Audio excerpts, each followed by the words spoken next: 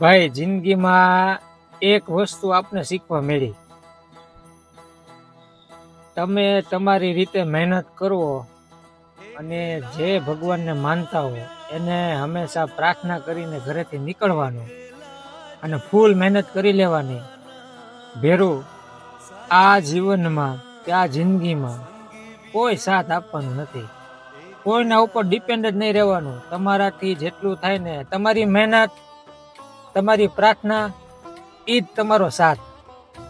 એટલે ઘણા લોકો મેં જોતો હોય છે કે ભાઈ હેલ્પ માટે હા હેલ્પ કરવાની, આપણાથી જેટલી થાય એવું આપણાથી નાના માણસોને હેલ્પ કરવાની, કેમ કે એમને પરિસ્થિતિ એવી હોય છે કે જે કામ કરી શકતા નથી. અથવા પછી હા ત્રીજી વસ્તુ એ કે લોકોની હેલ્પ કરવાની, આપણાથી નાના હોય એમને થોડું ઘણું ખવડાવવાનું, થોડું ઘણું 5-10 રૂપિયા આપવાના અને પ્રાર્થના કરવાની. બાકી બીજું કાંઈ કોઈના ઉપર ડિપેન્ડન્ટ નહીં રહેવાનું. જય સ્વામિનારાયણ, જય દ્વારકાધીશ.